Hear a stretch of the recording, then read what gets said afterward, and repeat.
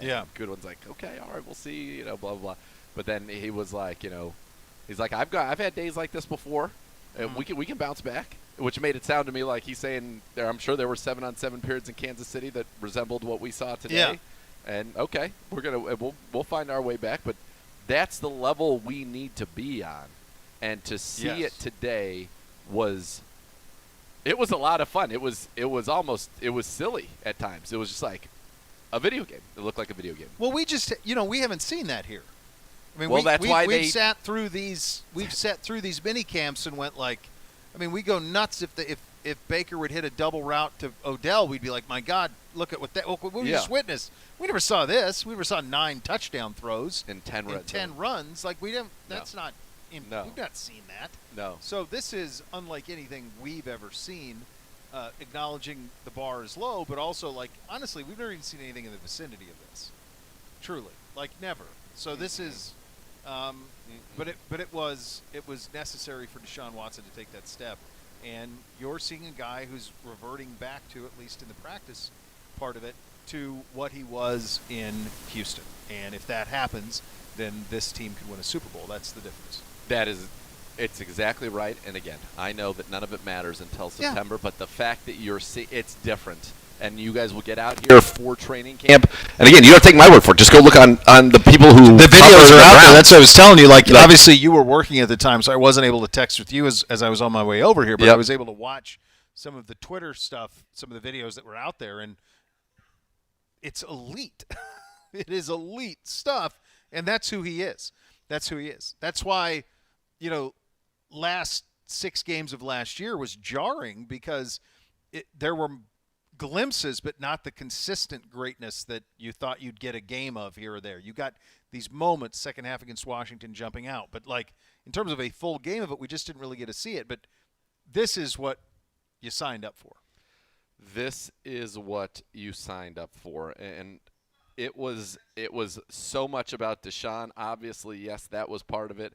But one of the other things that I think was definitely part of it as well is the fact that you make a trade for a guy like Elijah Moore, right? What we saw from Deshaun, that's why you mortgaged the farm for Deshaun Watson. That's why. Yeah. You want to see that on Sundays, Yeah. and I believe that we will. But then you go and you bring in Elijah Moore, and the rest of the league, and a lot of outside perception, there's a lot of questions about our receiving corps. What I love is the Browns made a trade for a guy that they loved coming out of college, a guy that they believed in, and then they clearly, and I talked with Elijah about this, I interviewed him today coming off the field, you'll hear from that later on in the show, had a plan for him. Yeah. He's already outside, in the slot, in the backfield, using him the way he was used at Ole Miss. They know very, very much what they wanted from him. They're getting it, and you're seeing the impact it's having. Marquise Goodwin today may not have caught one of those touchdowns in the red zone, but his speed and clear outs opened up multiple of those touchdowns. It was just they thought it through. This was a ton of fun to see today. And again, it is not at all about this isn't real football. There was no Miles and Zadarius Smith. By the way, Zadarius Smith is an absolute unit. I had no idea how thick he was. Yeah. He is just a specimen and a very nice guy. We got a chance to talk with him a little bit yesterday. But when you think about what we saw out there today, and then Donovan Peoples-Jones, Elijah Moore, Amari, Chief, Goodwin, all of it, Cedric Tillman even, David Bell. I think people have written David Bell off completely. He was incredibly productive at Purdue. Yes, the rookie season, maybe that's a little bit of a transition was tough on him, but he still knows how to get open and certainly catches everything that's thrown his way, which is something we talked about with him last year. But we're talking about right now some elite throws. And you're talking about, for example, like Hayden, best Deshaun's ever looked on the practice field. Zach Jackson, best he's ever looked on the practice field. These are all everybody on the beat out there today knew it. All right. One thing on you. Are we good? You're mentioning the Elijah Moore and that plan and Goodwin and all of that. Look, all of the pieces matter. There were specific types of players that they wanted to take full advantage of Deshaun Watson's skill set. So you had to have a burner. you had to have a Swiss Army knife. You pair that with the elite route running of Amari Cooper and the size and high point ability of Donovan Peoples-Jones, plus the Chief down the seams, and now all of a sudden you have a lot of different ways that you can attack the field. So when they went into this offseason, they said these are the things that we need. They identified players who would fill those needs, and they checked off the boxes. The other thing that I was curious about, because as we've seen this with Elijah for a while, most of these OTAs, like they've had him in the backfield, they've had him everywhere. Kevin was in Minnesota when Harvin was he not? Yeah, of course. For sure. 100%. So I'm not saying that Elijah Moore is the explosive athlete that Harvin is, but some of the stuff that Minnesota did with Harvin looks like some of the stuff they're doing with Moore. No doubt, and I think that's a great question that we will we'll pose to Coach when we get a chance to get him here in the undisclosed location, because I think there is some truth to that. Now, one thing, obviously, these are passing camps, but I guarantee there will be a time when he's in the backfield and the ball is handed off to him, which is very Percy. Well, that's Harvin. Yeah, yes. Like I was thinking that last week when we were when I was watching him, and I was thinking he for sure would have been in Minnesota when Harvin was in Minnesota. God, I love Percy Harvin. Oh my gosh! But he's one of those guys. Like, all right, so his best. I mean, you'd take any of these, but like his operation in Minnesota was at one point he ran for 345 yards. You won't see that out of Elijah Moore, but you will see a guy. I mean, he touched it 60 times, 71, 87, 62. Like, and they put him in motion. They put him in the backfield. They ran orbit motion with him. They did all of that stuff that we're seeing with Elijah Moore that we've seen in OTAs. And you saw today in mandatory minicamp. So I do think that there are some similarities there that could come home to roost a little bit with this team. Yeah. Listen, folks, it can be – I would just give you this piece of advice as a Browns fan. Like, live in the moment a little bit. Have fun you want with to be it. pessimistic. I get it. You've earned the right to be. But live a little. This is a fun day. This is a fun day. And it's a day we've not seen – you've been here longer than I have, obviously. We've seen nothing in the vicinity of this since I've been doing the show, and obviously since you've been a part of the organization. We've never seen a quarterback look the way that this dude looked today. That was the best. And I'll never forget when I first came to the Browns back in 2013. I was talking to somebody at the time who had been with the Dallas Cowboys when they had Romo, Peak Romo. Peak Romo back then was completing 70% of his passes. He was an elite quarterback. For sure. Not to Gibbe's tastes, but Gibbe's guess the stats on Romo was one of the most it was as egregious as Wednesday night tape. How far off he was. Turn your mic off. I'm producing today. I've heard. I'm going to the golf course. I said turn it. your mic off. Good. He goes. Turn your mic off though. He goes. I've set this up. I got it. Today. I got it today. We're fine. It's safe. We're fine. We don't need your little interjections of slander. The bottom line is that he always described to me. He was like, basically nauseous over watching our 7-on-7s. And he's like, with Romo, the ball doesn't hit the ground. Yeah, right. And that's what it's supposed to be. So today was what it was supposed to be, although you go and watch the clips that are posted. And that we live in an unbelievable age where that can happen. Pretty soon it's going to be in your $3,500 glasses, and you'll be able to be watching practice through God knows what. Yeah. Who knows? But it is – that's what you needed to see. That's what you wanted to see. And that's what everybody noticed. Defenders noticed. Offense players noticed. I mean, Elijah Moore, when I was interviewing him, I wish that it was a TV interview. We don't get, the cameras for the interviews. Had all the cameras I noticed for his the BPA. His big BPA interviews. Yeah. Yeah. Full cameras on Gibby. Anyway, light system and everything. Amazing. Nonetheless. Yes, Gibby? Professional. Sorry. You're here. I'm here. It happens. Just so for the people at home, in case they were seeing, YouTube.com/Browns. He pointed to the ceiling, I'm here, and then for me he said, I'm here, and then he pointed to the basement through this monochromatic floor. Everything in here is mono. I was going to say. It's all the same. Where do you want to go with that? Anyway, he was smiling. Like, I wish he could run on camera because he was just smiling. And one of the questions I opened with was, and you'll hear his response, but basically, like, it's one thing when you get traded here and like, I'm going to go play with Deshaun Watson, and this is going to be fun, and they want me, so they must have something in mind for me. And then now you've done it for a little while. Obviously not in games. Yeah. But he's quite pleased. Well, I think you said it's something that you wanted to see, something you needed to see. I think it's something you had to see. So I think it's all of those things, all of those boxes. Check, and we will have a lot of reaction from today's first day of mandatory minicamp. We had a full complement of Browns here. Tyvis was here. He will join us with his breakdown of that. You mentioned you talked to Elijah Moore. We will have that for you as well. I did want to mention this before we got out of the gates. Today is the 79th anniversary of D-Day. So last night, 79 years ago, a bunch of 20-somethings who 2 years prior to that had no idea what paratrooping even was, jumped out of planes in the middle of the night and landed in France and started the Allied invasion of Europe.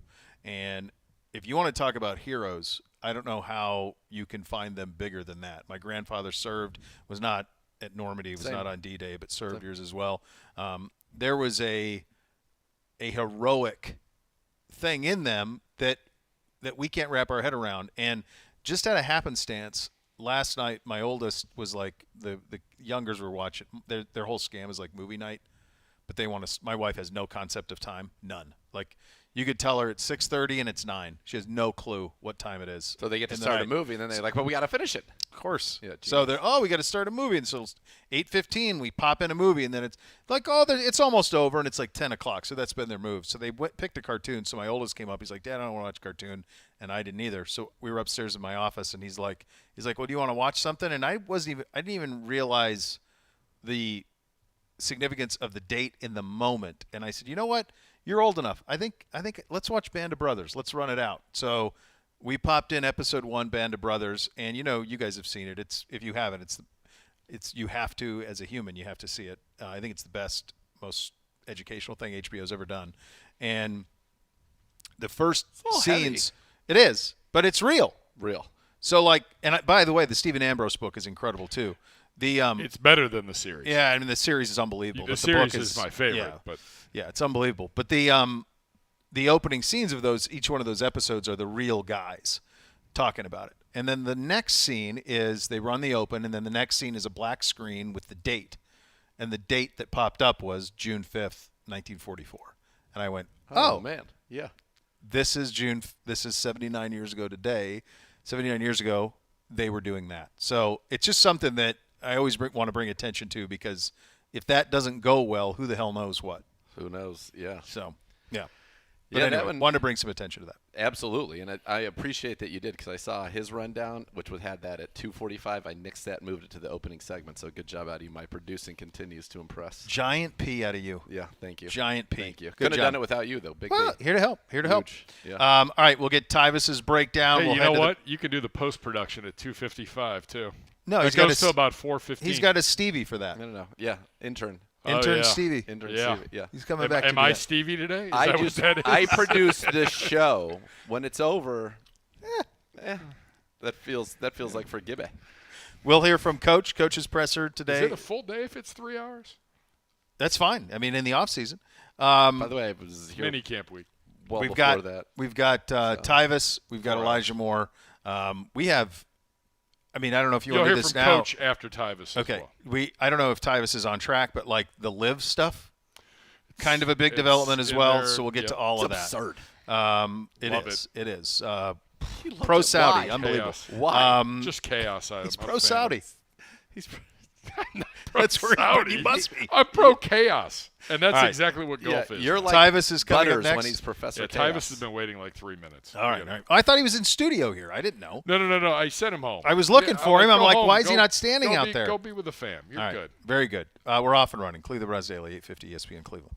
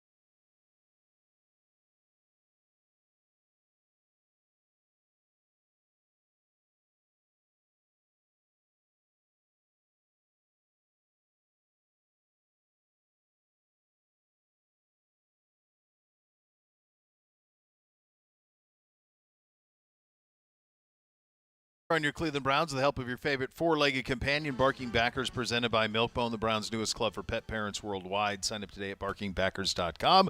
Barking Backers, the fan club for dogs. And we head out on the hotline to visit with our good buddy Tyvis Powell, Browns radio analyst. You were here. Was it as impressive as we laid it out to be in your eyes, sir?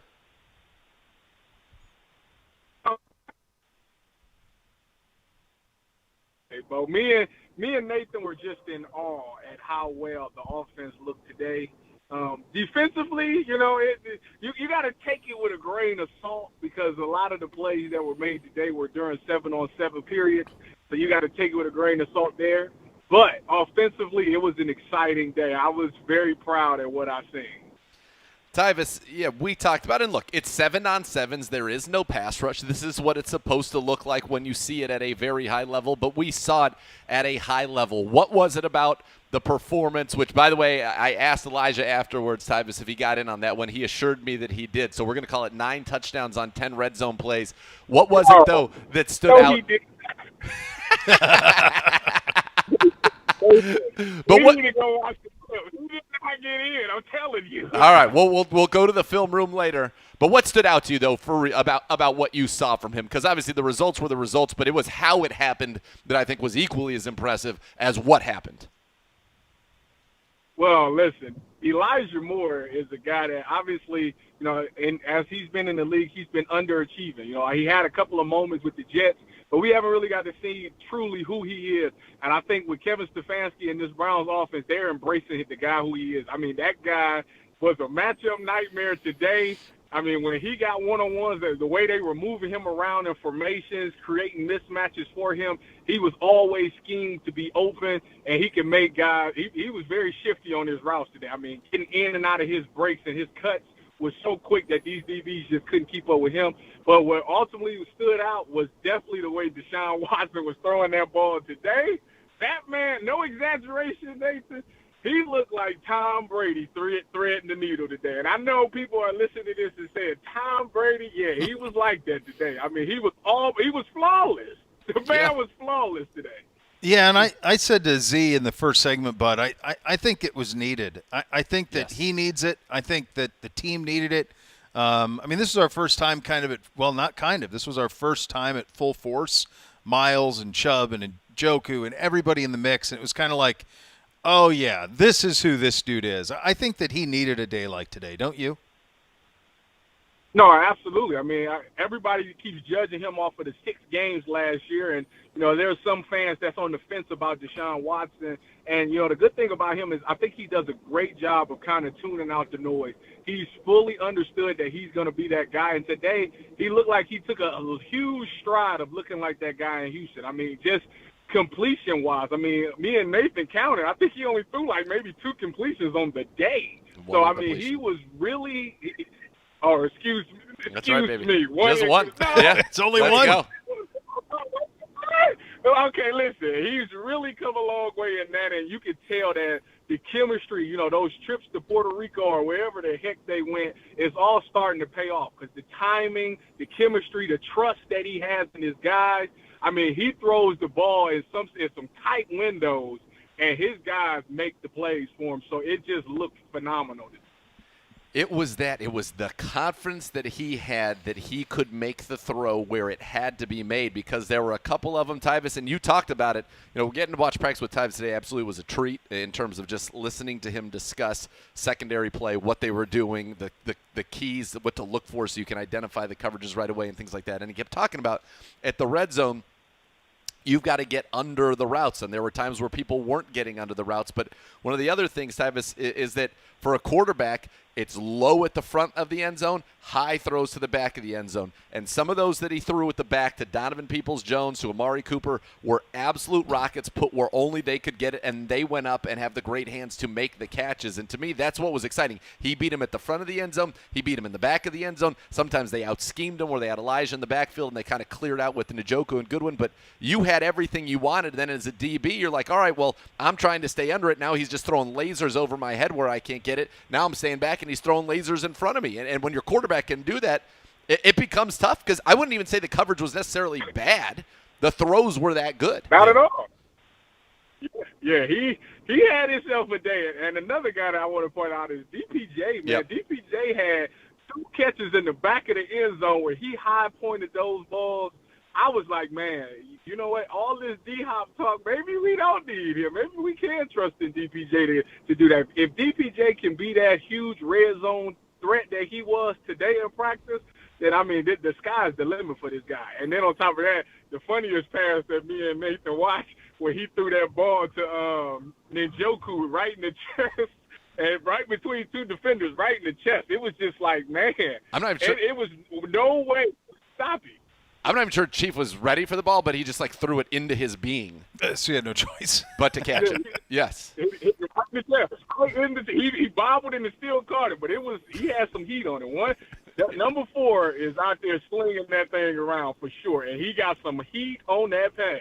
Well, and I think what one of the things that you're seeing here is you're seeing a quarterback now who is been here a year, has had and has participated with focus on nothing else, a complete off season, and you're seeing a guy who from listening to you guys talk, it's very clear like the game has slowed down. The game here has slowed down for him, and this is what it was when he was in Houston at the end, the last year he played there, where the game slowed down. It all became easy. He's not thinking about everything. It's trust, right? He trusts where his guys are going to be. He trusts the positions being put in by quarterback, or by coach rather. And so all of those things are coming together to give you the type of performance that you had tonight. And we acknowledge, but we've said it 1,000 times, I swear it's not enough for some people. Yes, it's June 6th. Like, I understand It's not the first Sunday in September. I get it. Like, I understand that. Yep. But this also was necessary, and this is something that a Browns fan can enjoy, if even in the moment. And we'll worry about September when we get there, Tyvis. Yeah, I mean, this is the thing.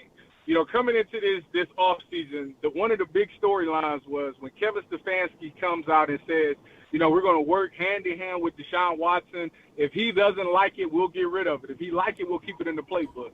All right, so they went through a whole series of OTAs, and you get to minicamp, which is like the last week before the 6-week break. And by that time, your quarterback and your coach to have some type of understanding of what you want to see and what plays you're comfortable with running. The good news and the best takeaway is that you can tell that Kevin and Deshaun are on the same page because, like I say, me and Nathan stood there and counted, and not just the 7-on-7. Even when they did team period, Deshaun Watson completed dang near every pass he threw. He went through his progressions really well and was getting the ball out, and he was putting it in a spot where DBs, it was a play where Dale Pitt jumped high in the air and put an arm up to get it. He got that ball right over his hand and still made a completion. So it's not like the defense was bad in any way. Deshaun Watson is locked in. Him and Stefanski are on the same path, and this offense is ready to go this season. There were a few plays where it felt like the defense was anticipating where he was going to go with the ball, and it didn't matter. Mm-hmm. Rodney McLeod had a break on one, Tyvis, when you're like, oh, man, he's on that one, and the ball is still getting there because of the strength of his arm and the strength and just the accuracy of the football today. Tyvis, I did want to ask you about, because one thing that I noticed being out there today was we had many more varied formations, splits, stacks, and kind of just what I would call distributions of our pass catchers along the line of scrimmage, and then the addition now of Elijah Moore being in the backfield quite a bit. What does that do to a defense, Tyvis? How does that stress a defense when all of a sudden, they're used to us seeing either be 1-by-1, 2-by-1 with a guy in a slot, or a trip sometimes, but now we're seeing kind of these stacks. We're reducing the splits. We're doing a lot of different things, it felt like, in terms of the way that we're aligning pre-snap and then even with the motion pre-snap compared as a passing team compared to last year. It felt like a lot of our passing had to come off of play action and misdirection, whereas this is just straight-up passing. Yeah, what I tell you is Kevin Stefanski is manipulating. He's manipulating the defense right now. That's what he's doing. You're gonna really find out, if that 5th-string cornerback that's on your roster or that 6th-string cornerback is good enough to play in the NFL. Because if they come out there and some of those formations where they have Elijah Moore in the backfield and no running back out there on the field, you're going to have to come out and dime or whatever the heck you want to call it. You got to put all your DBs out there. And the way he's running these plays is he's really creating a lot of rub routes, and he's creating a lot of confusion out there for these DBs. So now that fifth string or that sixth string cornerback that's on the roster has to be locked in, because when it's time to go in the game, he has to know they all got to be on the same page on how they're going to cover certain formations that these Browns offense is running. And they can be very, very confusing. So especially down in that red zone, we got to see Elijah Moore, who did not catch that touchdown, but we'll say he did for his segment purposes. You'll see how he got wide open on those routes. So he's really Kevin Stefanski. You got to give him credit. You know, everybody he has his ups and downs with him being a head coach, but as a play caller, he is still one of the best in the game. Hey, Tyvis, we've talked a lot about, and deservedly so, about the offense, and I understand it's 7-on-7, and these are set up for the offense to have success. But this was also kind of our first look, and maybe your first look at what Jim Schwartz wants out of the back end of his defense and how that all is going to look. What changes did you notice from, if any, from the Joe Woods scheme last year to Jim Schwartz's scheme this year? Well, I'll tell you right now, that the way Jim Schwartz ain't playing fair this year. The way that lineup that he got on the D-line and me and Nathan seen today, it's almost like stealing what he was doing. I could not believe the combination of D-linemen he had in that game on the play. Ridiculous. I absolutely love the way that they come out. I love the fact that, you know, they got them standing up on the edges now. I think that's going to play a huge part in it. But the coolest thing that I seen today, Bo, that me and Nathan looked at it a couple of times, but we barely talked about. I talked to Nathan about it a couple of times, is that when the ones weren't in, okay, or when they was doing a special teams period, Genu and Denzel spent the whole period going over stacks and bunch formations, because in Jim Schwartz's defense, I don't think he cares who's on the inside or who's on the outside. He's going to give you a guy, and you got that guy no matter what. And it was pretty cool to see Denzel trying to learn, you know, playing in the slot. You know, they was working on run fits. They was working on how they would check guys in stack formations and bunch formations. It was cool to see that, because last year, our DBs, I think we did a poor job last year in fitting the run. I think it was a lot of times that I watched film and we misfit our gaps, which created explosive plays. It was nice to see them trying to get that down pat, because that's a huge part of it. Corners can't be guys that just cover. Yes, it is a passing league, but when it's time to run the ball, these guys got to come up and make tackles. And the biggest pet peeve for me is not understanding where you fit in on the run game. And it was nice to see, you know, the coach take him to the side, take both of those two guys to the side, knowing that both of them have the ability to play in the slot and making sure that they get it down pat. Yeah, Tyvis was talking about in some of, you know, we were doing kind of a 2-minute drill, and the four linemen we had out there, they had Zadarius Smith and Zadarius Smith, again, physically very impressive. Dalvin Tomlinson inside, Miles on one side, Obo on the other. And it just – I felt like our defensive line, they're big. It is a big defensive line. Gibbe talked about that when we were out there, when I first walked out there with you guys, Tyvis. You know, that stood out to me, just the size. We look different. And I think I go back to those joint practices with the Eagles when they came here, and I think that Andrew Berry, who obviously spent time in that organization, said, we've got to get bigger. We've got to get stronger up front, and clearly they've gone out and tried to do that. Yeah, I mean, that line that you just said, it's unbelievable. I could not believe it when I seen them march out there. Those four together like that, it's going to be nasty. Like you say, the size of them all, they all have the ability to have pass rush moves and get home. You know, even Dalvin Tomlinson, you talked about it. I said, even if he doesn't get home, him pushing the pocket, or those two guys, Miles and Obo on the edge, a lot of sacks might fall in his lap. That pass rush is going to tie hand in hand with that secondary this year.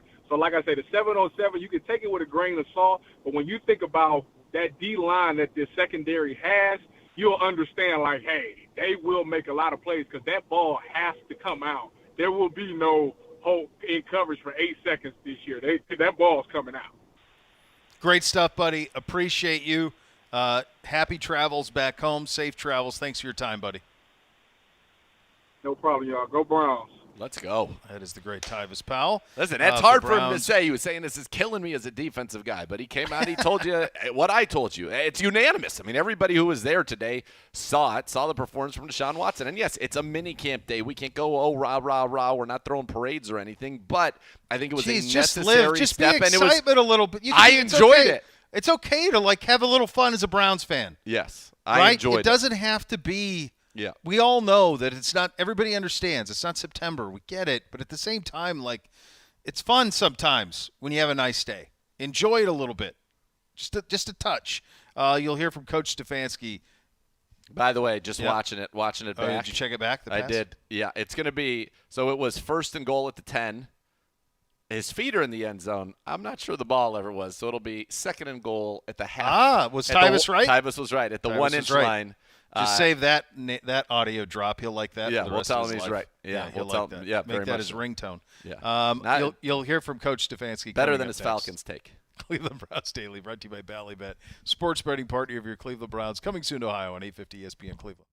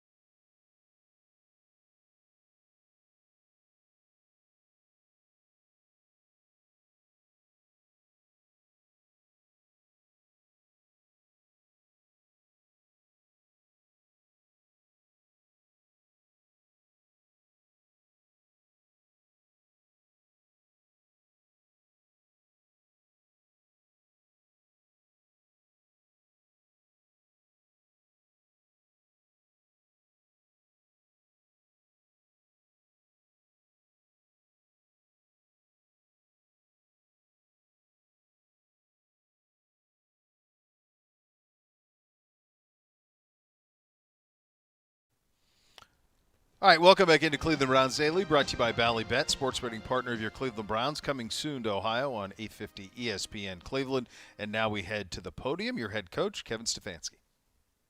Good day out there. Great to have all 90 guys out on the field. You guys are down. Really hard. So it was a good day of guys competing. They took care of each other. It was a safe and competitive environment. Got a lot of work done, and that's really what we're here to do. So to finish off our off-season program, we have this mandatory minicamp. We're going to make sure we take advantage of these days, take advantage of all these meetings, and try to continue to get better. That's really our focus. So with that, I'll take any questions. Kevin, a couple of your players have been robbed.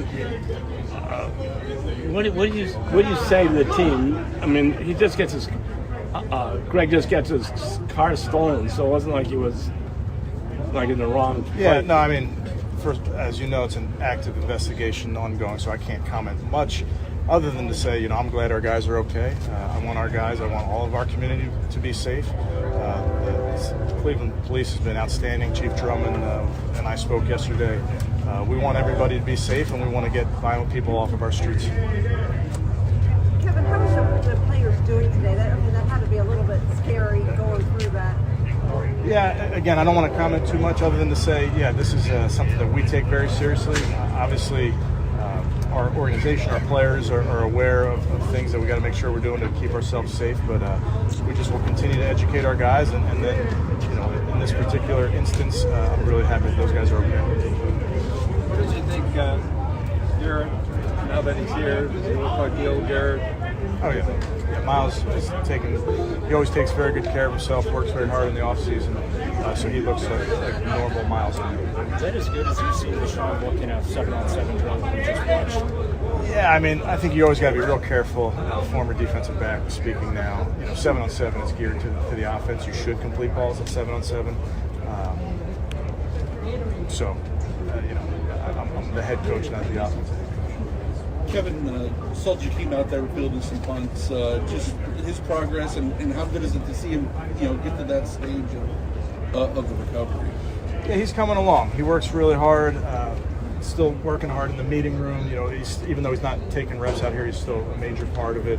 And then able to slowly bring him along with the return game. And Jakeem's a pro. I love having him around, and he's working really hard. Coach, what's at the top of the priority to-do list this week? Yeah, I think there's a bunch of things, Tom. I think for us, this whole offseason is about building a foundation, and that's foundational fundamentals, techniques, schemes, relationships, all those things. So in order to get where you want to go in the season, you got to make sure that you spend this offseason not skipping any steps. So this mini camp is really the final step in our off-season program. So every one of these meetings, every one of these periods, every one of these walkthroughs are important to us. Every rep has to count. Kevin, you mentioned the pace earlier. What are those conversations to the players about where it obviously can't be full go, but you still need to see work? Yeah, we constantly talk about it. I'll tell you, it's really hard. It's hard on the guys up front. There will be a time, and it will be in July and August when we have pads on where you can come off the ball and it looks like football. When you're in helmets and based on the rules where they do not want contact with the helmet or the shoulders, they don't want contact at the point of attack, and that's agreed upon between the PA and the NFL. So we just want to abide by those rules. So it's not perfect. I know it's hard from a mentality standpoint for, again, guys up front, but we can get a lot of work done from an alignment and assignment standpoint in these drills. Kevin, is this car theft thing an opportunity for you to kind of tell the guys another cautionary tale for where they are and when they're there and how to be safe themselves? Yeah, I think, as you can imagine, Mary Kay, everything that we see in our game is there's things that you always try to teach off of. I take things from the headlines every day to teach off of. And so an instance like this, again, I want to reiterate that I'm happy our guys are okay. This is a violent crime, and we got to make sure that those people aren't on our streets. But we can always use opportunities to educate. Is Anthony Schwartz battling an injury? Yes. And what is it? I'm not going to get into specifics, but he was out there today. Good morning. went up and got one in the end zone today. Just what can you say about the progress he's made coming back from that core muscle surgery? Yeah, Daryl, since he got out there and started doing Indy, he honestly looked exactly like the old Amari to me, which is a guy that works really hard, comes off the ball with explosive movement, catches everything. So he's looked like himself. We just are going to be real smart about how we bring him along. Donovan had a couple of catches in the back of the end zone where he got his feet down and had good field awareness there.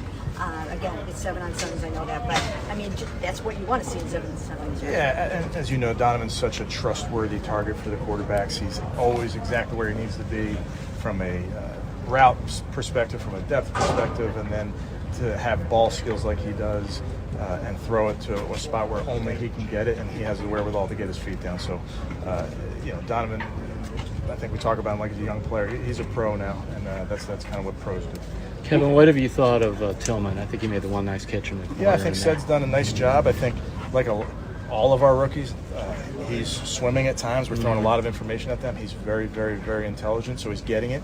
But it's a lot, and we want them to – we don't want to give them just pieces of it. We want to give them everything and just make them feel how much they have to work at this thing. So a lot of our rookies, Sed included, are inundated with information and meetings, and he's doing a really nice job. I think you saw, like you mentioned, I mean, that's his physical trait, the ability to just go body it up and go get the football. Minute left. Dorian and he have been doing that for a long time, but I think Sed's doing a really, really nice job, and like a lot of our rookies, he's learning.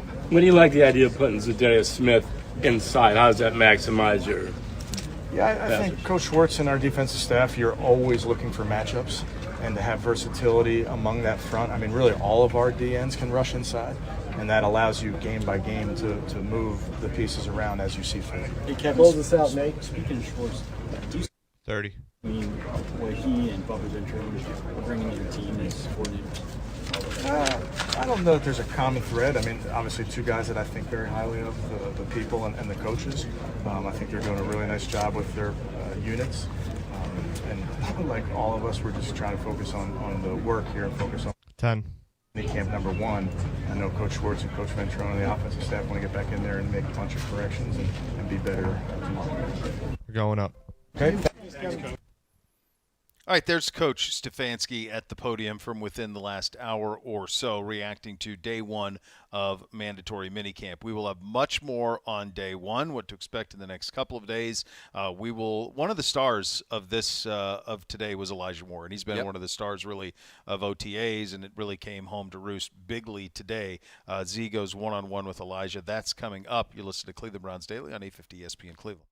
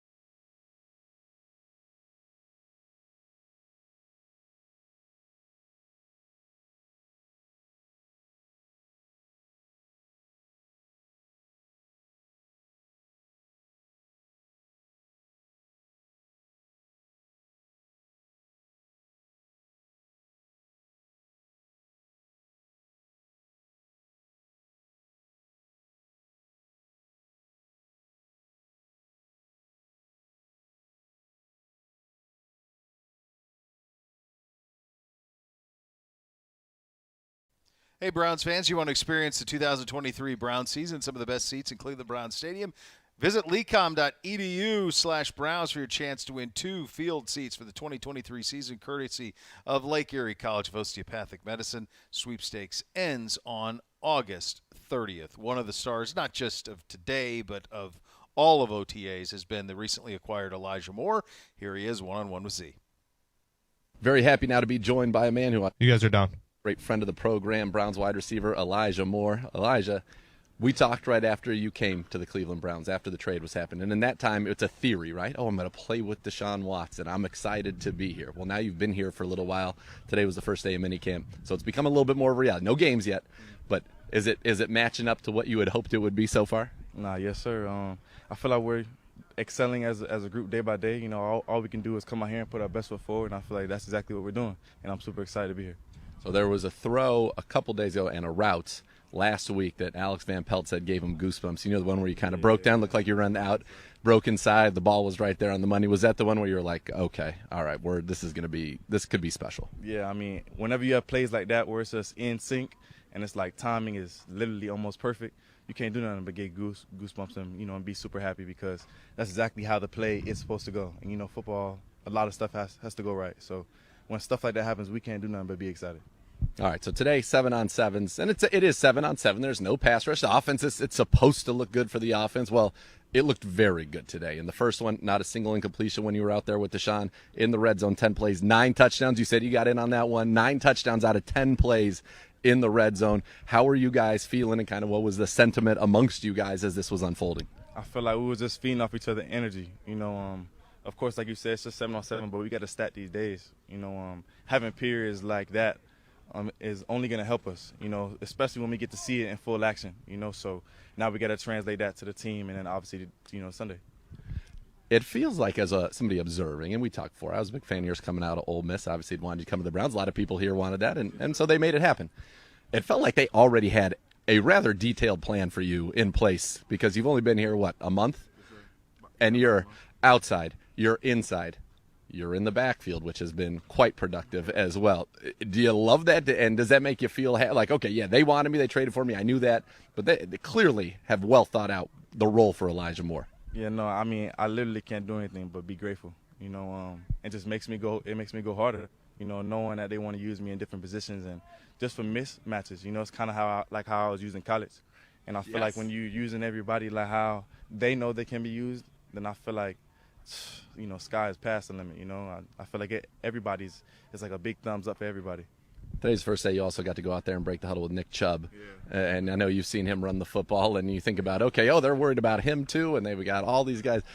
Is there starting to be a little bit of excitement kind of in that offensive meeting room about, okay, what we can do? And, man, I know September's a long way away. We got building to do, but there's a lot of talent here, no doubt. Yes, sir. It definitely feels like a 1-2 punch. They definitely have to worry about him. If you don't, we're just going to run it 100 times, so. Yeah. And he's going to do his thing. He's going to stab his back, and he has the utmost respect probably than any other back in the league, I feel as if. So that's only going to gel well to get us open, So I'm just super excited to have everybody I have on the team. I'm grateful to be here. How beneficial was that time you guys spent in Puerto Rico? Because it feels like you guys came back like. I just said that the other day. I actually feel like it really, really helped, and really just in the locker room and being out here, usually I feel like sometimes teams are quiet. What's today? Tuesday, still early in the week. Now we had energy, and it definitely showed. It translated. So I'm grateful for the Puerto Rico trip. Yeah, it was a lot of fun. And there, different personalities, like you said, coming together and getting to see it. And even in your room, you got Amari, who's very quiet. Donovan is quiet, but works. We've got you, and then Marquise, not quiet. I've heard him plenty. I kind of like that juice, though, which is really good. I feel like everybody's different, and the skill sets too. Exactly. So it just gels well when everybody's different. You don't want the same type of people all in one room. It's not really gonna gel right. So. When you think about kind of, as we mentioned, those different skill sets, and now Chief is back as well. There's the play where you lined up in the backfield. They short motion in Marquise. They kind of both take off left. You end up in the flat. Nobody's there. Mm-hmm. The mismatches that you guys are going to be able to create with speed, size, with versatility, it feels like you're going to – and the idea, right, is to put the opposing defense in a blender. But you guys have opportunity to do that, it feels like. Exactly, especially in that, short area of field. You can't do nothing but worry about when you see a whole bunch of fast people. You got to worry about it because you don't have that much room. And we're quick too, so it's like, you see that mismatch, you're gonna Deshaun kind of take whichever one he wants. Did you tell him, listen, if I'm going to be in the backfield this much, maybe like the Ole Miss days, oh, you're going to throw, but sometimes maybe just hand it off to me, right? Just give me a little, let me get it. That too. Whatever it is to score, I'm with it. You're back there doing Sean, I'm going to be open. I'm going to be open. Well, it's great because you have the ability. You can go inside. You can go outside. We saw kind of that jerk route out there afterwards. I like the smile on your face. Looks like you're having fun. I am. I'm definitely blessed. How have you been feeling kind of just being, the fans have been out here and you're going to get your first training camp taste when everybody's out here, but have you kind of felt already what Cleveland Browns fans are all about? My teammates remind me, every single time we kind of look into the future about what we want to do and stuff like that. Like, you're really going to love it. So just hearing that that's what they talk about, I'm gonna trust that. So I'm very excited. What are you seeing from Deshaun? What'd you say today? How many completions? That was all of them in the first session, and then the second session, 10 plays, 9 touchdowns in the red zone. 9 touchdowns on 10 plays. This is a good secondary, by the way. Exactly. This is a good secondary. It's a great secondary, man. We stacking days. It's practice. We stacking days. If we killing them, and which is I feel like should be our best opponent, in practice. So if we doing that, we should translate, later on. So can you see his confidence? Yeah, man.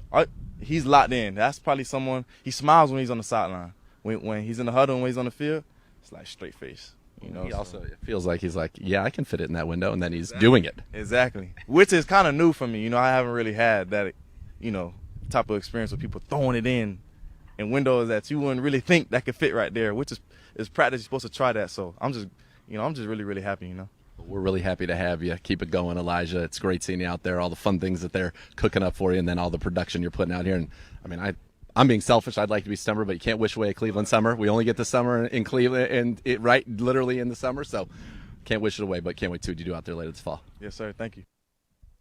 Just so many options. He's so likable, first and foremost. Very much so. Likable. Very much so. Yeah. It's strange how, he's one of those guys where he's ultra young. He's drafted at 21. He just played the 2 seasons in New York.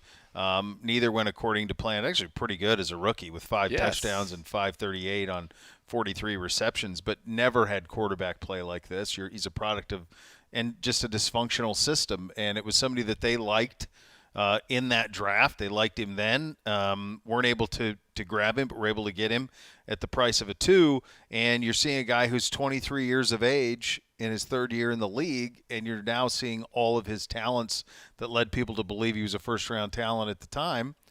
It's all coming home. It is, and it's exciting. And the confidence, from Watson, his confidence, you could just see it on his face, the fun that they're having. And I think that's what's exciting about this team, is that there are a lot of options. There are a lot of places for the football to go on. Any play where you've got, Goodwin and Chief and Coop and DPJ and Moore and Nick Chubb. Yeah. They're just a lot of weapons. Yeah. There just are. There are just a lot of weapons. And if Deshaun is feeling the way that he was today, and you can see that kind of confidence come back from it, we're going to be a handful. And I think at the end of the day, you've got to score points. Too many times we have been out at these mini camps or training camps. It's, the defense is always ahead of the offense. I mean, how many times have we heard that and said that? Yeah. I'd love to just see a camp where I'm not worried about our defense, where it's real and they can hit the quarterback. I'm not worried about them. So I want to know that we can score. And by the way, if you can score, you can beat anybody.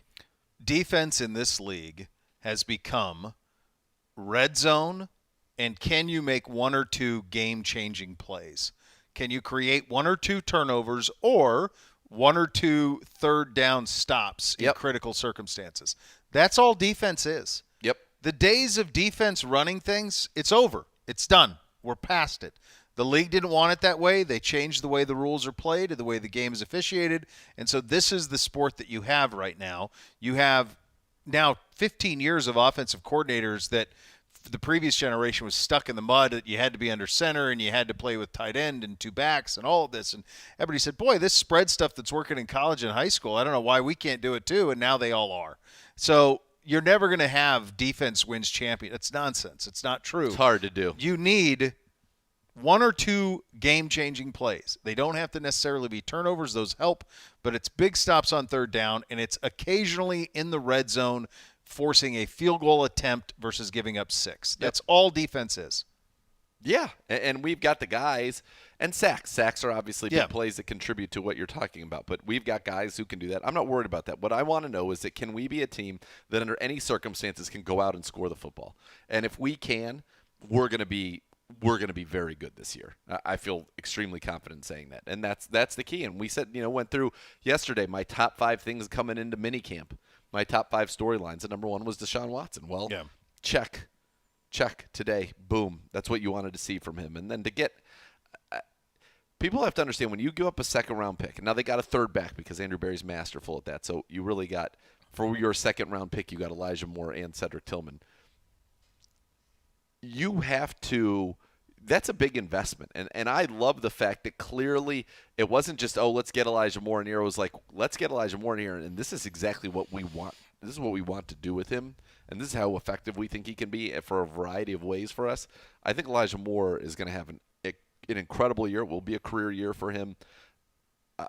It's exciting. Well, you also have exciting. it all plays off one another, though. Like you were saying earlier, we were talking about all the pieces fit. Like Moore is extraordinary, but so too is Goodwin. You needed both of them. But you can have now Goodwin. You know what I mean? You Cooper, need all that. Yeah, you can have Goodwin, Cooper, DPJ at receiver, Yeah. Chief at tight end, and then have Elijah Moore in the backfield. Right. And that's what's required to go head-to-head with Kansas City and Cincinnati. Yeah. That's what was required, and it was done. One bit of interesting uniform news you pointed out to me, and it's been confirmed as well. The Seahawks are going to wear their throwback uniforms against us in Week 8. So they'll wear the are they the Steve Largent? Is that the best way to describe them? The Dave Craigs, if you will. They'll wear those uniforms. Of course, the Seahawks used to be in the AFC, so that is that's an old AFC matchup from long ago. So that'll be exciting to see that. And that will happen. All right, coming up at the bottom of the hour, we have Miles for the first time. We'll have his podium session. We'll go around the sports world, keep you updated on everything that happened here at day 1 of Mandatory Minicamp as well. You're listening to Cleveland Browns Daily on 850 ESPN Cleveland.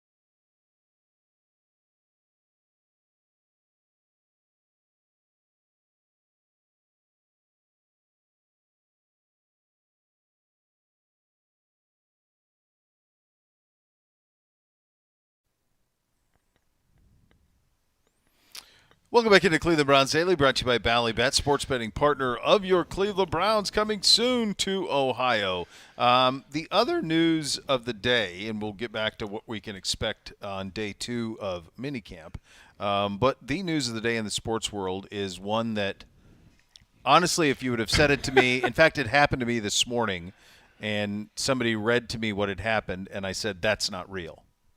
I thought it was a fake account. I said, it's not real. There's no way. We were just down. The PGA was just at the Memorial last week down in Columbus.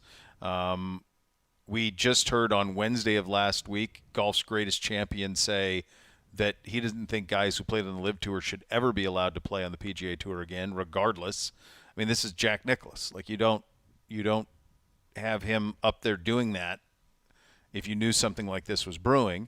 And 2 days after his tournament's over, you have a merger where the PGA Tour has agreed to merge with the Saudi-banked rival LIV Golf. So this is the guy who is running this from the Saudi side of it. They own Newcastle of the Premier League. They own They own like 5 of the top soccer teams in Saudi Arabia, which is where like Ronaldo, Karim Benzema just signed there over the weekend for like $240 million a year. Stupid. Yeah, Messi is reportedly offered $1 billion a year to play over there. They have infinite funds, and what they're doing is they're buying into sports left and right. Yep. This is not a merger, though, to be perfectly clear. Like, this is the Saudi royal family bought golf. That's what happened. And Jay Moynihan, who's the commissioner of the PGA Tour, is going to keep his post. And as I've read more and more about this, like, players had no idea. None. Obviously, Jack Nicklaus had no idea. I mean, I cannot imagine how you can look eye to eye with him and your players. I don't know how you look Rory McIlroy in the eye and John Rahm and Justin Thomas and all these guys. Rory McIlroy reportedly last year, we were talking about this, turned down $400 million. Listen, there's a lesson. There is, but there's also I think we all thought generational wealth. I think we all thought that it would get here eventually anyway, but I'm just shocked at how quickly it did. Yeah. I mean, this is 2 years. It's just hard that when you take a moral stance, which is what it felt like was being taken. And, not what it felt like. Jay understandably- Moynihan, there's video floating around of him with Jim Nantz at a PGA Tour stop from a year saying ago. exactly that. Yes. Saying if you take this money, you're taking money for people who supported 9/11. Like that's what he said. Yeah. Multiple times. And like, it's not sort of like, this is his stance. And then he put his players, namely McIlroy, because Tiger's been hurt and he hasn't been able to weather it. So it's been Rory standing up against this for 2 years. I mean, it's just. And then you feel like if you're one of those players who didn't do it for whatever reason, and now, so you wonder, like, is Rory going to be made whole now that he's a part of this? Is that part of what was agreed to? We're going to make the guys. Sounds like he didn't know. Sounds like none of these guys knew. Morikawa certainly didn't know. He found out. Justin Thomas didn't know. You saw his phone. No, he did not know. It's a stunning out of nowhere announcement where I don't even know what it would be akin to. I don't know. All right. If you take a war that was fought over morally opposing views, and then all of a sudden one day they're like, "No, we're an alliance now." What if you covered the game and you badmouthed this for a year? Imagine being Brandel Chambly. Well, that's what Koepka tweeted out today. Did you guys watch him though? Like at the PGA Championship, like he goes at this. Oh yeah, this. How can he? How do you have a job? What are you going to do? But he did everything that I'm sure the PGA Tour would have wanted him to do. Yeah, but the PGA Tour doesn't answer to the PGA Tour anymore. They answer to the Saudi Royal Trust, which is just a stunning sellout. They bought golf. Yeah, that's what they did. They own golf. They own golf. They have right of first refusal. They have first ability to influx cash. They own all of it. They can do whatever they want with it. That's the reality of it. Is they can do whatever they want. They don't own the majors. Let's do winners and losers. Winners, the game of golf, because you'll see the best players playing against the best players again. All the time. So that'll be a win. I don't think that it makes a damn bit of difference to the vast majority of the people who consume golf in this country, because I don't think that they were aware of it was even going on. Sure. I don't understand the timing of it, because it's not like LIV had momentum. And There's all none. that's left is the Open Championship. Right? Well, the U.S. Open. And the U.S. Open Father's Day weekend, and then the Open. Yeah, the two Opens. Yeah, those two are left, but that's it. But you'd want to do this before. I mean, I don't understand the timing of it. I don't know why the the PGA Tour felt the need to have to do it now unless they just finally got to a point where they made the money to Monahan. And I also don't know this. Maybe you do. Who is the PGA Tour? Are the players the tour? Is it like here where like NFL teams owners hired Goodell? Goodell works for them but represents them? Is Monahan that? Or don't know. Who owns it? Like if you go to, I'm sure it was this way at Firestone too. Last week at Muirfield, the PGA Tour they have nothing to do with Muirfield. The people at HNS put on the tournament. Jack oversees it. Workday's the sponsor. It's a PGA Tour stop, but the PGA Tour doesn't have anything to do with it. Right. So I don't understand. Yeah, they just roll in the week of. Oh hey, yeah, they don't. They're not the overseeing Pro-Am, greens and this, no. and we're out on Monday morning. Even the Pro-Am is run by the Memorial HNS. Yeah, it's by the sponsor. Yeah, they put it on. I don't even know what they're. What did they sell? I don't even understand that. So you're a tour stop. You're the Memorial. Is Jack going to allow people from the Live Tour? Not if you listen to him on Wednesday. That's what I mean. How does that's what I'm saying? This like, changes but there some isn't a things Live now. Tour anymore. Now it's one. It's tour. all one. Yeah, but like if you took the money, and Jack knows who you are you going to be allowed? He can to invite come? whoever he wants. Yeah, I mean all of them could. I guess that would be the way. Like, are they going to keep the live events with the shorts and the teams and all that stuff? None of that caught on, by the way. None of it. No one was watching those events in person or on television. Nope. But the casual sports fan isn't watching the PGA Tour anyway, other than like event that's close to you or the majors. But those aren't PGA Tour stops. The majors aren't. I'll give you another winner. Is this show called Full Swing? Yeah. The next season, you see this the tweet? season and the next season are going to be unreal. Did you see the tweet? By who? By the executive producer earlier today. That's the Netflix show, right? Yes. Yeah. He said the cameras were rolling when the guys found out this morning. Oh my God. I like that show. How do you make? I think how you're do really you make gonna like it. McElroy whole? Could give him $400 million. Right. You have to. Right. Yeah. Yeah, because and maybe. But did he have a say in it? Not only is it PGA and Live, but it's the European PGA Tour too. Right. So when you Which talk is about a a shell of its former merger, does that mean like they're just going to be working together? Or was there? It feels like Nobody knows the details. They had to buy the PGA Tour. I think they did I think it's that. I think that they bought golf. That's what I think. Yeah. That's what it reads to me. There was something this morning about, well, if Live guys want to play back on the PGA Tour, they'll have to pay a fine to come back in. I'm like, pay a fine to who? It's the same. It's the same money. Back to the people that just paid them. What are you talking about? Pay a fine? Who are you paying a fine to? I just don't understand the timing of it. I don't know why it was done now unless it had something to do with the litigation. It is going to be amazing how this is covered in the media because you had the people that were for one or for the other. Like if you're CBS and you're Jim Nance, like how are you? Because the PGA has been in your ear. You've kind of, I don't want to say he's been the mouthpiece, but. Oh, no. He took shots at the CW with Koepka and all that. Yeah, he did. So now how are you running that back? If you're Moynihan, how do you even look those guys in the face? Well, that's just it. And I don't know how that guy's allowed to keep his job. He's promoted. Yeah, got more money. It goes back to, listen, if we were all paying attention as youths to the World Wrestling Federation, there was a man by the name of Ted DiBiase, and he said something that is 100% accurate at the time, and he was saying it as a bad guy, so maybe people didn't believe it. Everybody's got a price. Yep. There is a number for every person to do whatever it is. There's a number that will compel you to do that. And in this case, the guys went to Live because they were offered multi-generational wealth. Yep. Guaranteed, never having to play golf on a regular basis again, doing whatever they wanted, and they took it. And now the people that were fighting them and being up have now taken it. Now, not individually, but the organization that they were standing for did it. Because why? Ultimately, everybody's got a price. So whatever the PGA Tour's price was to quote-unquote sell its soul, they did it. Yeah.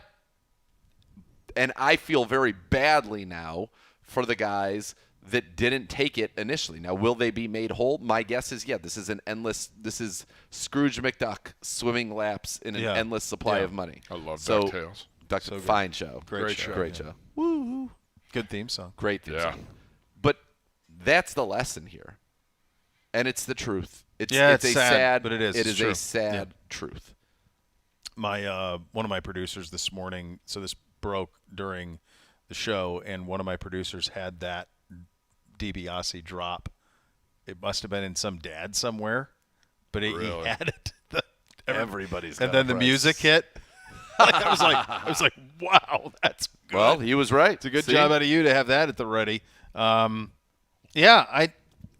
fascinated to see where this goes. I just can't believe somebody didn't tell Jack Nicklaus this was happening before his tournament, so he didn't do what he did.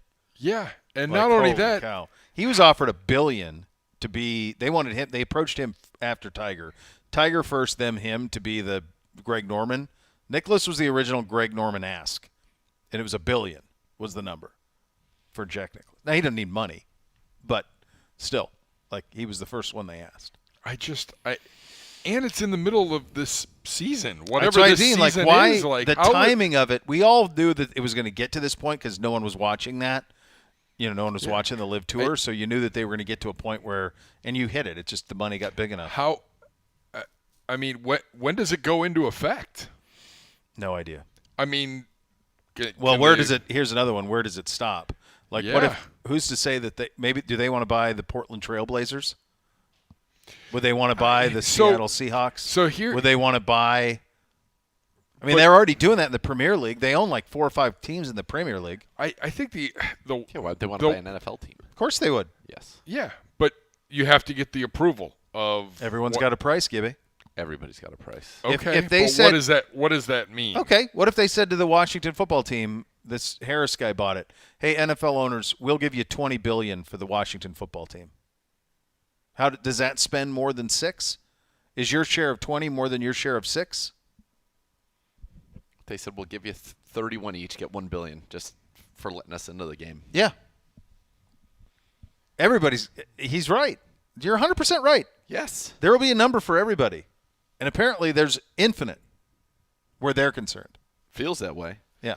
Yeah, it's pretty it's pretty wild. Yeah, they can do it. They do whatever they want. By the way, can I just say, yeah, none of this might matter in who knows when. You saw that we've now finally got a whistleblower that claims we have full ships and intact bodies of non-humans, extraterrestrials. Whistleblower. No. Have you seen this? No. Yes. What are you talking about? Yes, dude, this is big news in the last 2 days. No, this is huge news. I didn't put it in on purpose. This is big news. Big, big, big, big. I read an article today that was incredibly detailed. This guy was very decorated intelligence officer, then was as high up as you could be in the paranormal activity department that we have, and is like, this stuff is real. We've got it all. Intact crafts. We've got intact bodies. All of it. And it's been so hush-hush because it's always been a race to try to reverse engineer. There are metals and things we've never even seen, technologies we've never even seen, don't even know, to try to reverse engineer it to give yourself an advantage over the rest of the world.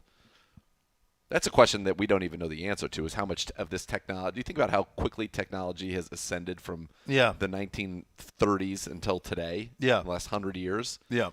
How much of that is attributed to what has been found on these ships? Well, who's to say?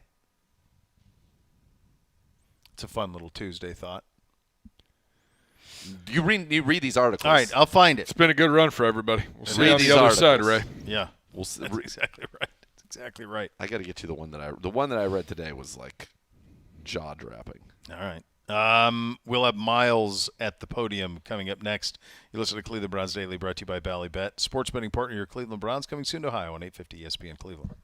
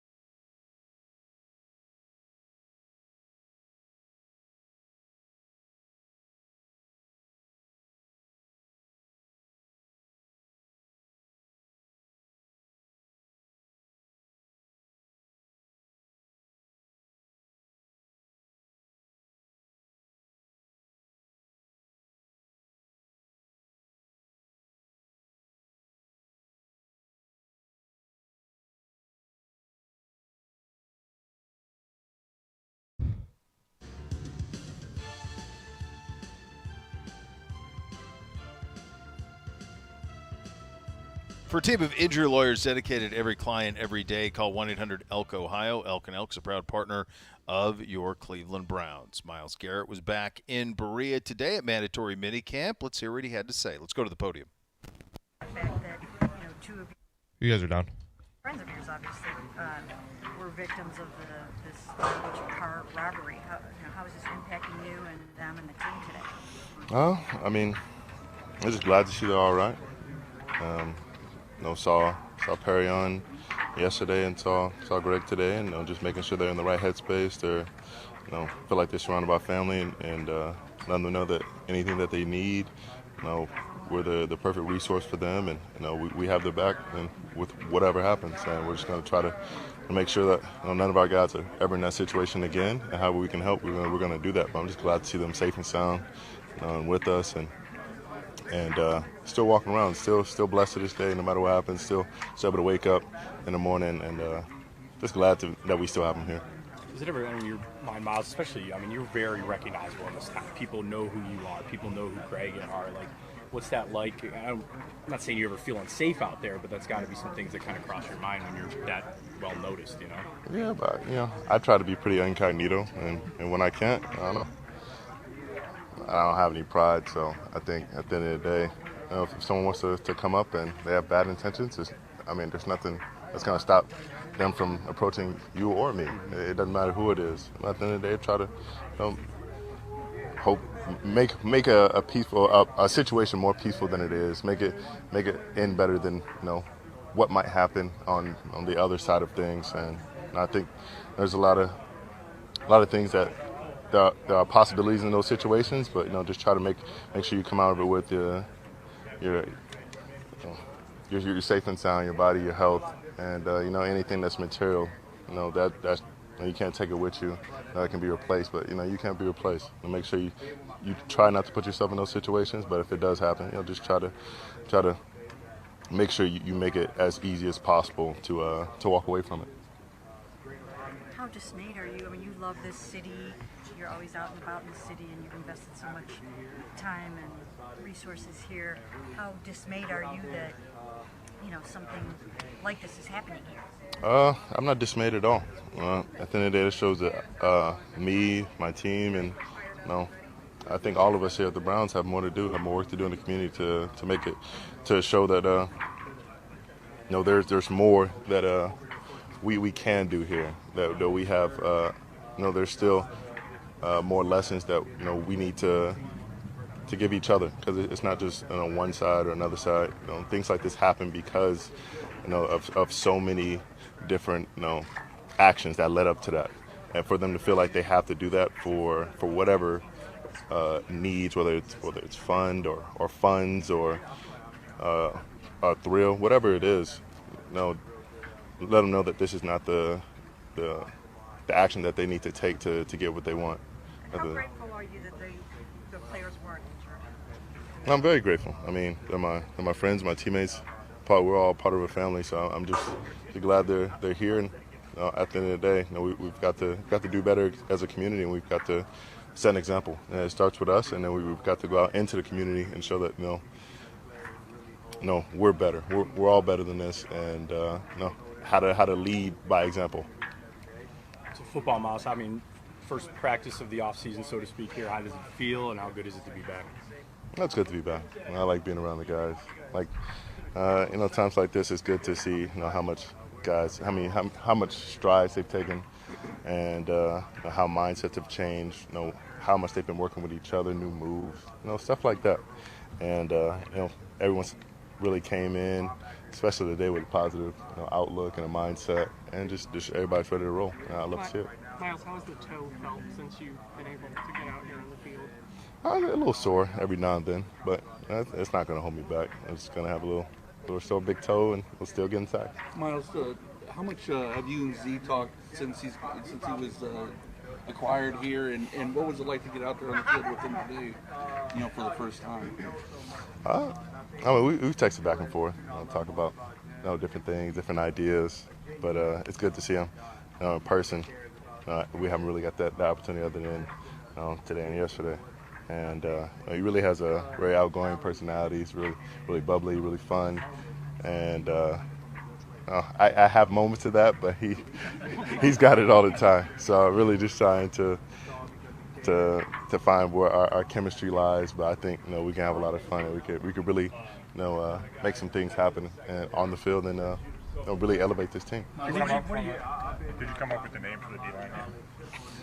Not yet. That was one of the talks yesterday. So we're still working on that. We got a little bit of time before preseason. Where do you see the potential for this group? I mean, as far as we want to take it, I think the guys that we have are very talented in many ways, and there's a lot of different skill sets that we have on the D line. But you have a lot of guys who have just been waiting on this opportunity that we have to this freedom that we've been given. I know Schwartz likes to say take off the seatbelt. So I think that's really the mindset. You get out there and you're just letting it loose.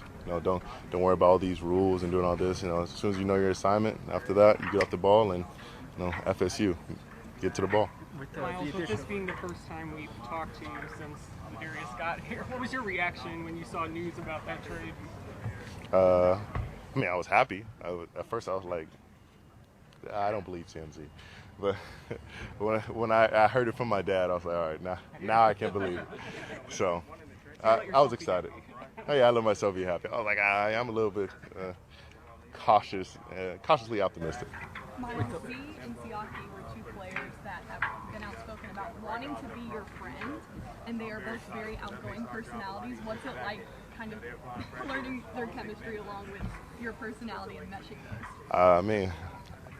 I'm here if you need me.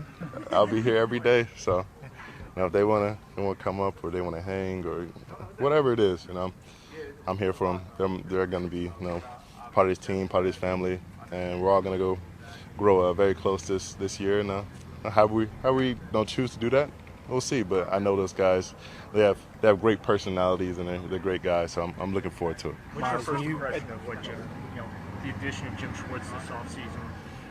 From outside, it seems pretty significant, but from your perspective, what's your first impression? I think it just helps simplify things, and I don't think that's a knock on Joe. I think you really have to be intent on knowing your personnel and trying to tune in what their skill sets and their abilities and capabilities are. And if you put too much on somebody's plate rather than someone else's, that can lead to disruption and really a disconnection between sometimes groups on the field. And I think we saw that early in the season with some of the big misreads that we had in the back end. And I think he's really helped really break it down for some of the guys in the back end. I think he's done the same up front, allowing us to really play free, studying the playbook while I was gone. It's pretty deep, but it's all still pretty simple. Miles, what did it mean to you to have Jim Brown here throughout your career, just in terms of greatness and what it means to be who he was, and how did his passing impact you? Jim Brown was everything here. It's in the name. And at the end of the day, he was the very first person that called me to tell me that I was coming here and that they were glad to have me be a Cleveland Brown and be a part of this organization. And that still means a lot to me, because that's as great as it gets as a football player, as a man, as a spokesman for inequality, for civil rights. He's done it all. I think he's been the blueprint. He's been the role model for a lot of us as players and as men. So we look up to him. We're very sad about his passing, and we still are going to try and do our best for him. Miles, as a veteran, you've obviously gone through a lot of off seasons. You know what it takes now at this point? A lot. Well, not a lot, but more than a few, more than a couple. Because, not being here for minicamp, obviously we know you're working on your own, and just what was that process kind of like, figuring that out of what you need to get ready for the season? It really just communication with coach. I'm just getting on the same page about when he wanted me here, when he didn't. Been making sure that I got up here early to meet with the new coaches, talking to the new guys, making sure that we had a dialogue and everything was communicated thoroughly so that there was nobody on the wrong page. And so we got it all worked out, and I was where I needed to be, working on my game, taking care of myself and my health, and I think it's all worked out. What does that mean to have that, like the respects, lack of a better term, but just kind of to be able to have that dialogue, to be able to have a coach you can talk to and have that respect of when I'm going to be here and when I'm not? I mean, that's what it means to have a true player's coach. Someone who's willing to listen to his players and what they need and how they view themselves getting better. And when I'm here, I'm all in, and I'm doing exactly what everyone else is doing. But when I have the opportunity to get away and go where I think I can take it up another notch and grow as a person and a player, he's been willing to give me that freedom. Miles, obviously We'll do two more. Success. Do you think Jim's system and the way he wants you guys to play up front can free you up even more? I mean, that's what he said. And I think there's definitely opportunity for that. He's going to put me in position and us in position to make plays. I don't think he's just going to be looking for 95 and make one-on-ones. No, sure, that's going to happen. And I'm sure in key points and moments in the game, we're going to try to get someone free. And if that works for me, then it works for me. But at the end of the day, we're just trying to get one-on-ones across the board. And I think that's just a nod to him, because you can't just key in on one guy. And if the offense chooses to not let me get a one-on-one that day, then we just have to make sure the other guys are freed up and able to make plays.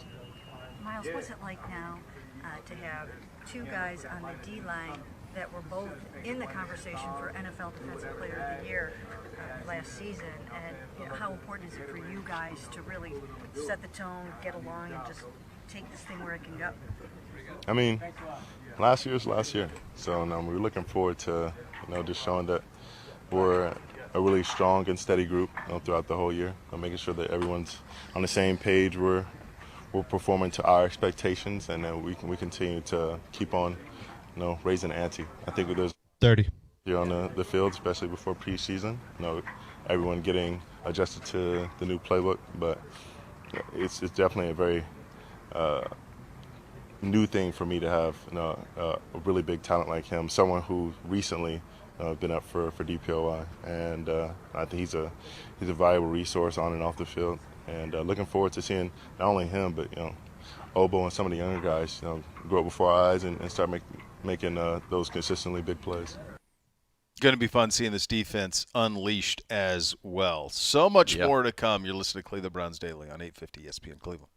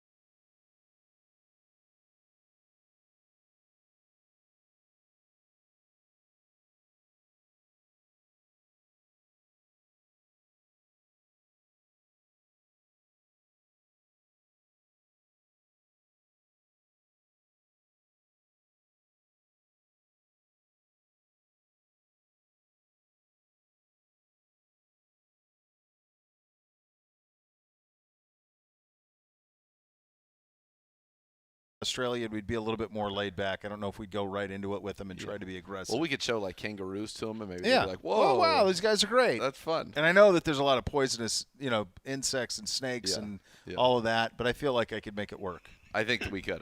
I'm down. We'll talk to Dabo. We'll get to Brisbane. Yellowstone, who set this whole thing up, is having a day over here. What's wrong? By the way. No, we're on air. We're on air. This is the show. This is the show. This is the show, Yellowstone. Shout out to the I hockey look over reporter. at him and he's like, "Hey, I'm going to help you out." And I look he's over looking and I'm like, "What are you doing? Put them We're on. Shout Put out to the audio to up." the Panthers reporter with the stiff arm. Did you see that? Oh, yeah, that was good. Fantastic. Good. You've job. been in those spots. I've been in those spots. You've got it. You got it. Sorry. No, I always had a not now. blocker. Yeah, not I always had a now. blocker for me who always would keep an eye on the live Not shots. now. Yeah. By the way, again, Deshaun, electric today. Elijah, Donovan, the Chief, Amari, Nick Chubb, all of it. Offense, banner day, the best I've ever seen. Shout out to you and me, Big B's, producers, extraordinaire, all of it, that's right. engineers. What can't we do? Well, find out tomorrow. Next level is next. Cleveland Browns Daily, 850 ESPN Cleveland. Yeah, he's done for the day.